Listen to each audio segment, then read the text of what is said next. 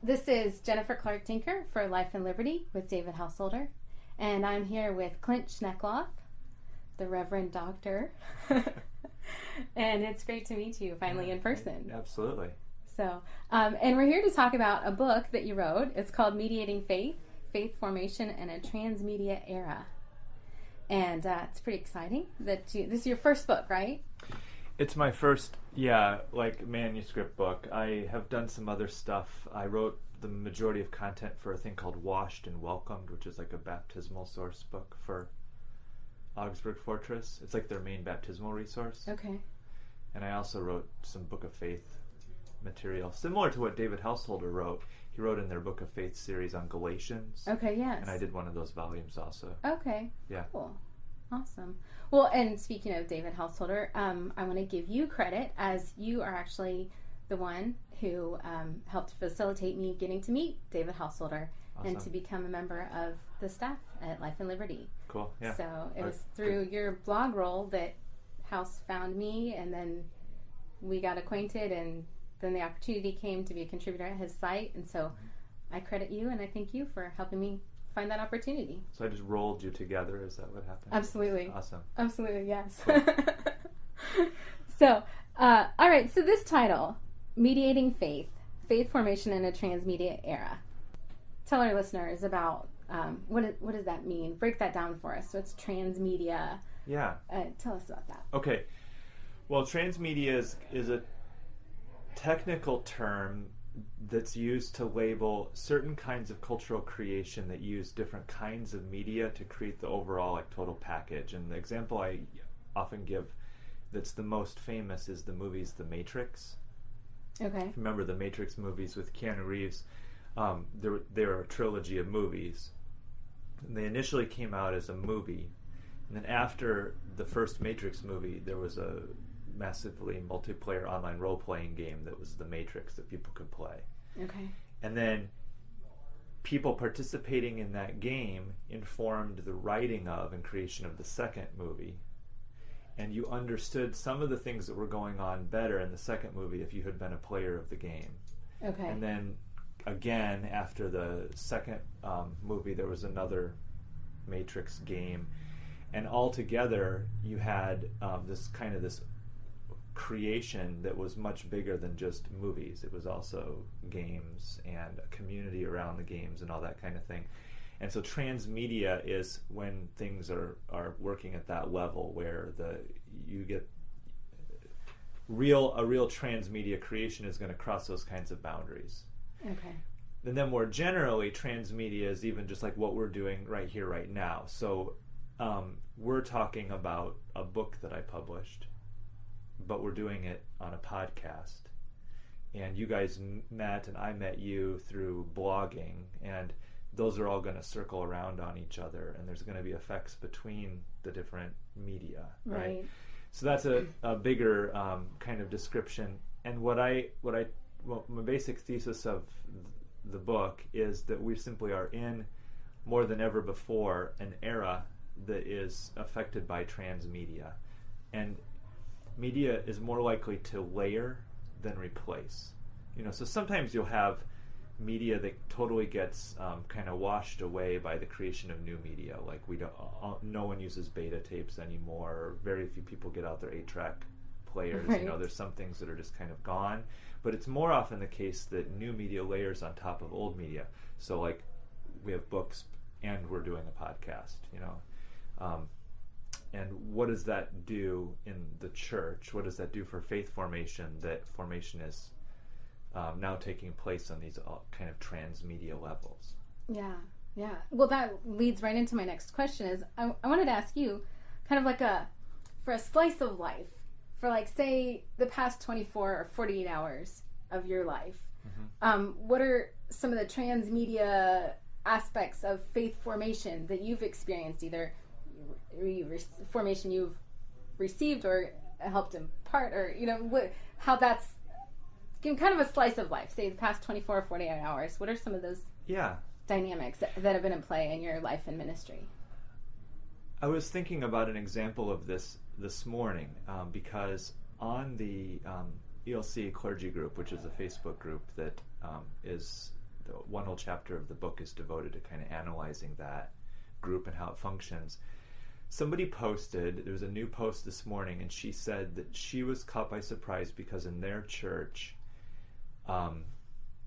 they had as many people at Ash Wednesday services as they had at Christmas services. Wow. And they were surprised by that, and they couldn't figure out like why.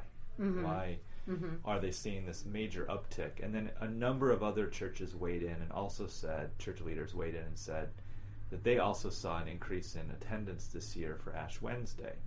So then people were trying to kind of like flesh out, well, why is that happening? You know, and it wasn't happening absolutely everywhere, but there were a number of people where it was like all of a sudden there was this much bigger attendance than ever before. And then, so I was thinking about it, and I was remembering that over the past, like say, month, I think, if I think about this right, I have seen far more advertisements. I've seen far more posts about Ash Wednesday. I've seen far more all kinds of things about Ash Wednesday, including, for example, Sarah Miles published this book. Now I'm forgetting the title of it, but about going out and doing ashing on the streets. Yes. You know, and that made me wonder: did Ash Wednesday become a meme,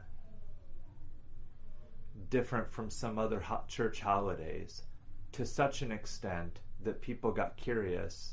Okay. And showed up in person for Ash Wednesday services, and apparently all over the place, because there's a good number of churches where suddenly Ash Wednesday is seeing like an uptick.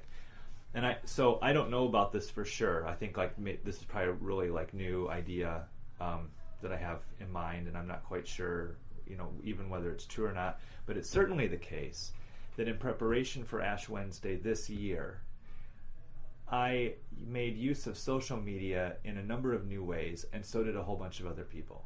You know, so like examples would be I created an event on Facebook and invited people to the event.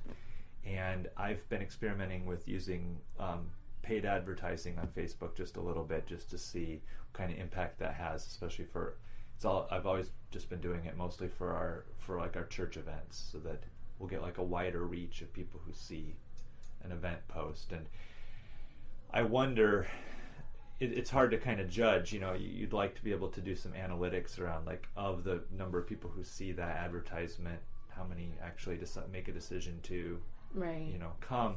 But it's more than just coming, and this is where the transmedia thing comes in.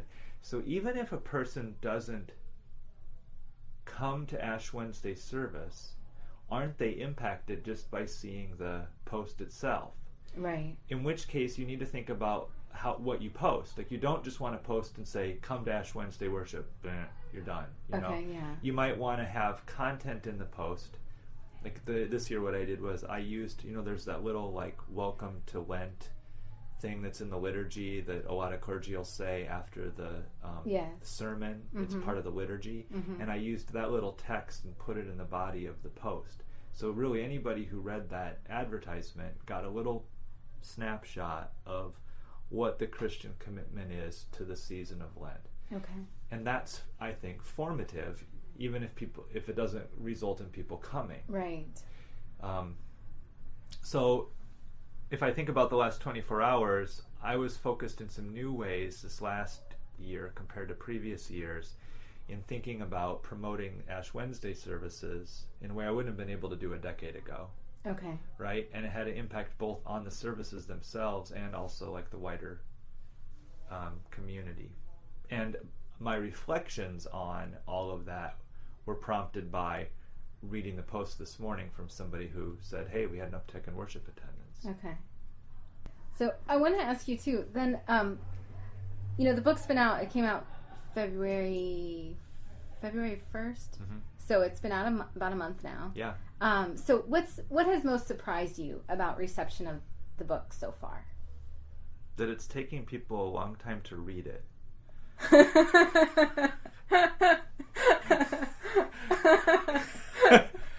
I keep getting notes from people. Which I'm laughing out loud because I just admitted to Clint that I just read the book last night. Yeah. Well, it's a short book. It's not It is. like page-wise. It's a Yes. short book. So I could read it all in one night. Well, except for apparently it's not a fast read, because people will write me or that are like my friends or colleagues, and they're like, I'm working on your book right now. I've read about a third of it, and so they right.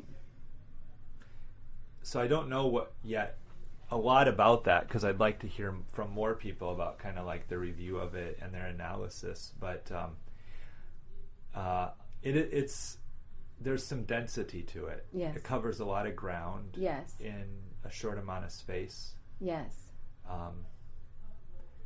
And I guess the other thing I've been learning so far is, because I've done some media stuff. I did an interview on NPR and so like the local paper and some different things like that. And so far, the popular interest in it has been especially around the digital social media stuff, which that's interesting to me too.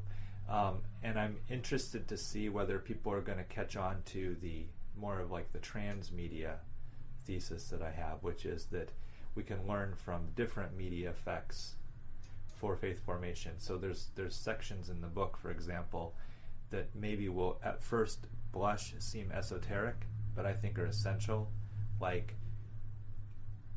the one I'm going to talk about today when we get together with this clergy group here in Houston is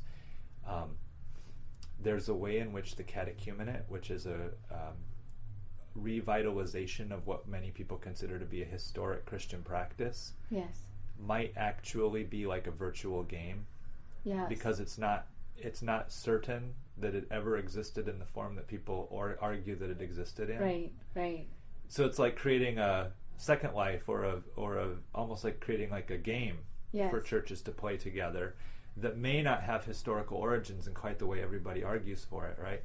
So that's intriguing to me, and I'm hoping that people will, as they're continuing to read it, kind of catch some of those. It's okay to call it esoterica, but I think it's esoterica that's interesting and might change how we think about like faith formation Right. media. Well, and absolutely. I mean, I think what I expected the book to be was totally not what it was. I mean, I expected it would be more about the digital and justifying why we do Facebook and kind of encouraging people like Twitter's not so bad, Uh-huh. Like I thought it might be more of that kind of stuff. And getting into it, it was. I mean, you blew my mind really, because I would have never put the catechumenate in a book like this. In a book, I would never thought of that as far as media, and I mean, I've studied the catechumenate some. My husband's a pastor.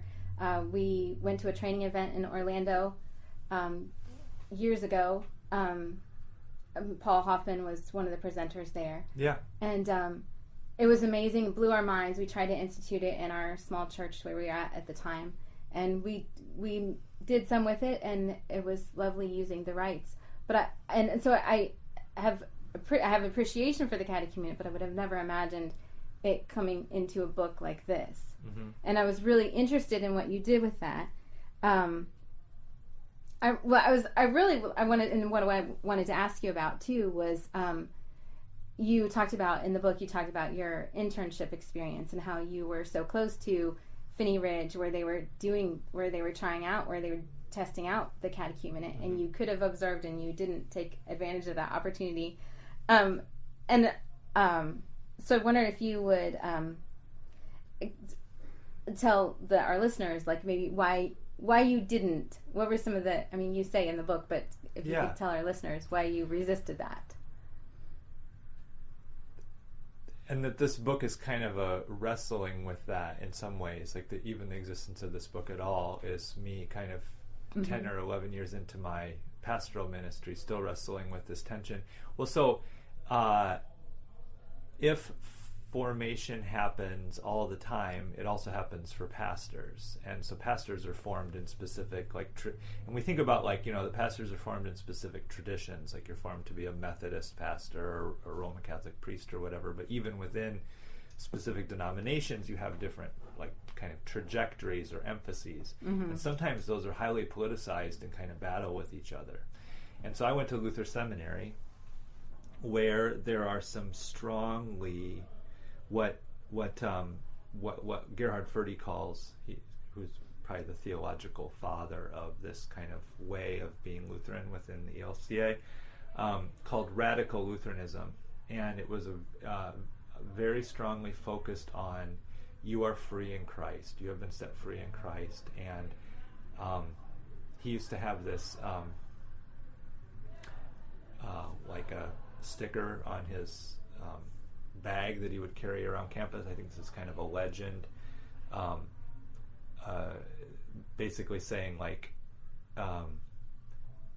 there is no sanctification. You know, it's kind of this notion that there's no growth in faith. You just are justified.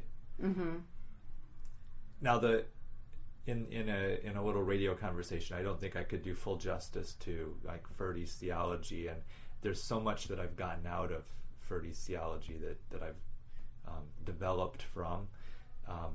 So in saying this, I'm not like denigrating his theological position, but it did prepare me to be skeptical of things that looked like other traditions that might be more holiness oriented, or that might have aspects of it that looked like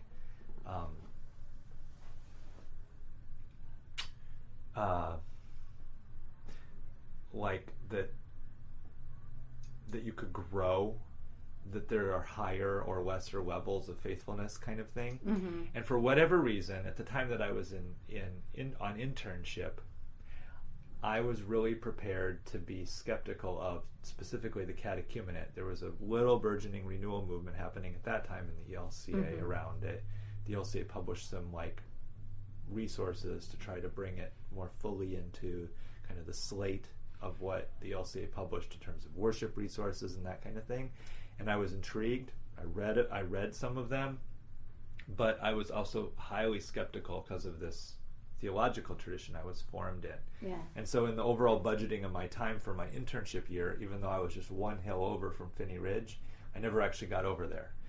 There were plenty of other things to do in Seattle, you know, so I volunteered with Homeless Shelter, the Lutheran Ministry downtown, and I did any number of other things. But in retrospect, I realized I distanced myself from that because I couldn't resolve the tension between my curiosity in it with the radical Lutheranism that I had been formed in.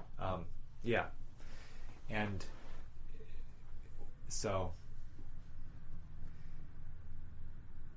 now I actually implement the catechumenate in my own congregation.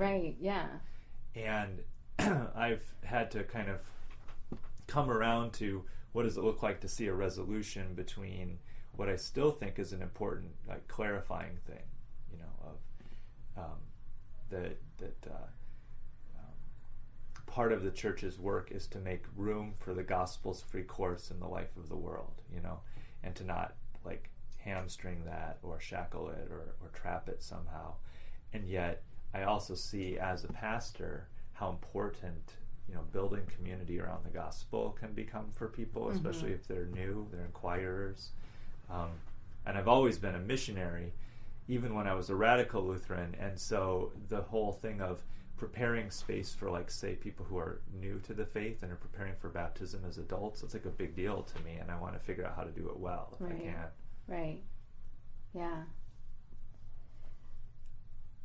So the other thing that that surprised me about the book was that massively multiplayer online role-playing games. That was something that just kind of, to me, was like, whoa, I didn't know that was going to be in there.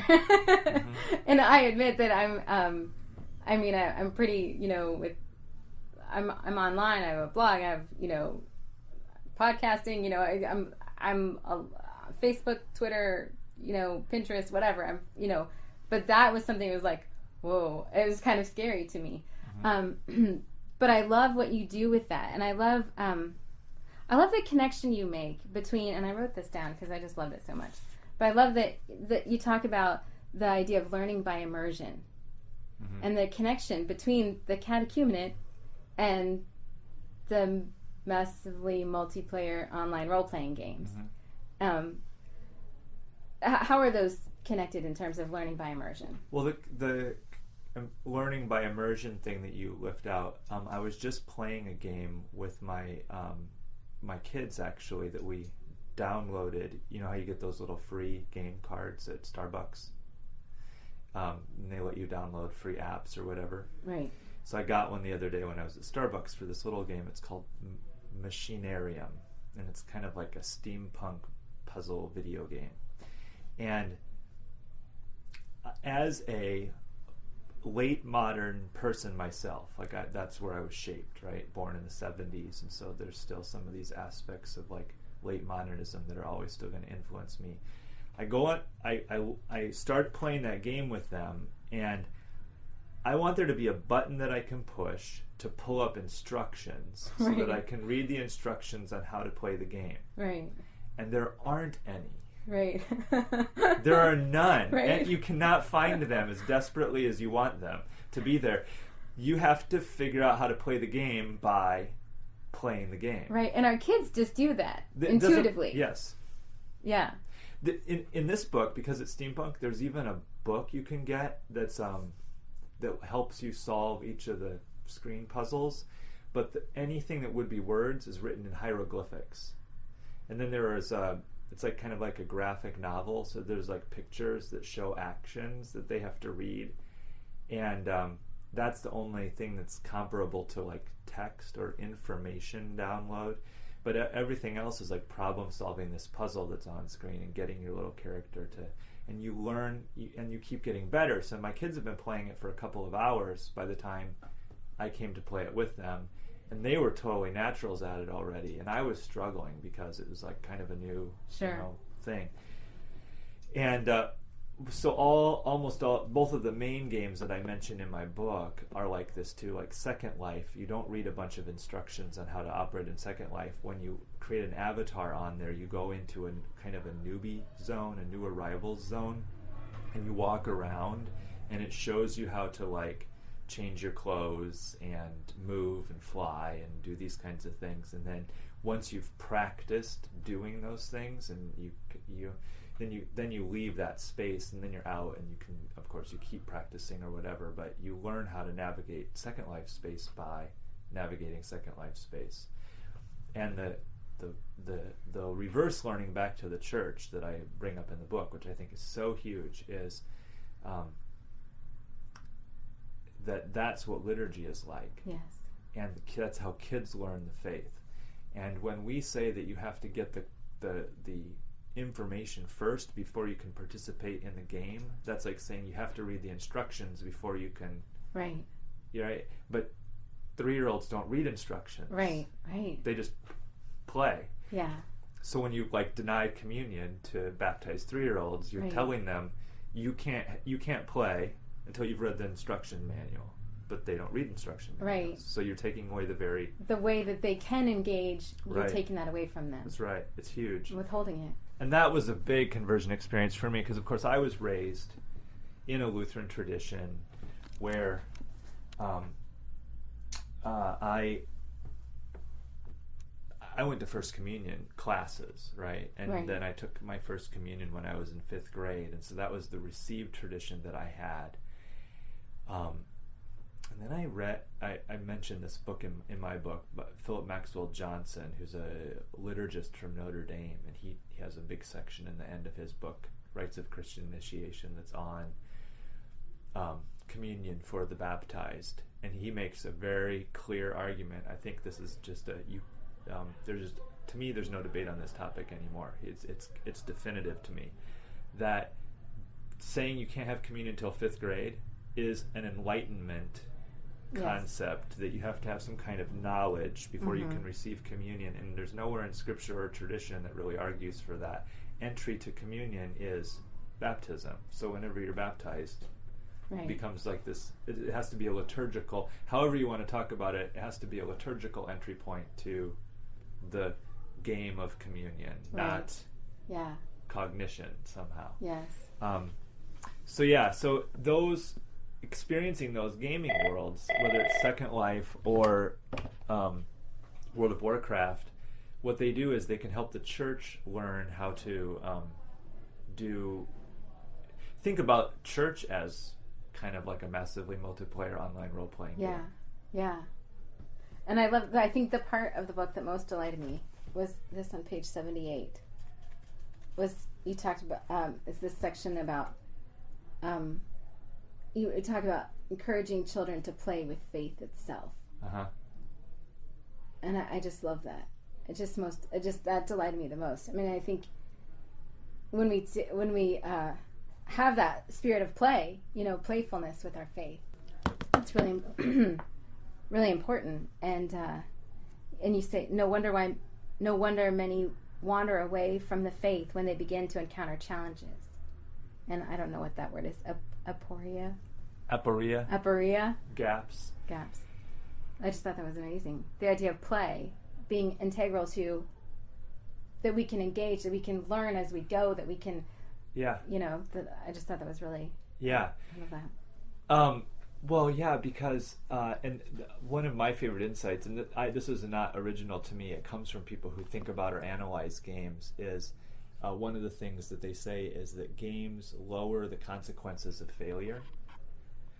So like if you're playing World of Warcraft and you die, your avatar dies, it's not permanent. You're not kicked out of World of Warcraft forever as if you were truly dead. You go to this like underworld ghost state and you get revivified or whatever it is, and you re-res in the game in like 30 seconds, and then you can continue on, and then you have to go attempt the same challenge you were attempting before, right? And try to do it better so that you can get through that part rather than die. And we should provide more spaces like that in educational contexts, and really a lot of educators do. They create space where you can try something out and it doesn't work out, so then you try it again, and that's a big part of how learning happens. And that can be a great analogy for how to do faith formation in the church too. So tell us what's next for you in terms of your writing, or what next big project do you have on the horizon? Somehow I knew I was going to get asked this because I just asked Jessica Duckworth the other day in an interview that I did with her on her book Wide Welcome. It's like, oh great, now I'm going to have to... I would, for one, I'd like to attempt to write something that is for an even wider audience. This is with Fortress Press, and it's an academic imprint, so it's going to be interesting to a certain readership. And I'd like to do something that's a little wider. And what I have outlined right now, and I just need to think about whether or not I have the chops to do this. I would like to do it, but it's going to be a challenge, is I've been calling it the Whole Life Catalog. And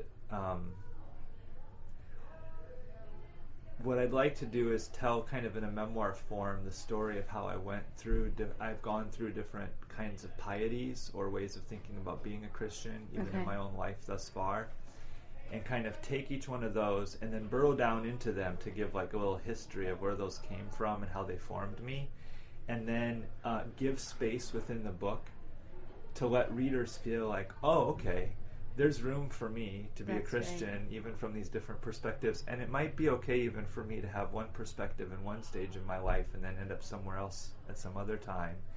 And also, it becomes kind of like an apologetic thing, because I can say out of my own experience that I've had some of the same kinds of doubts and struggles that, a lot of people that are new or returning or distant from the church also feel.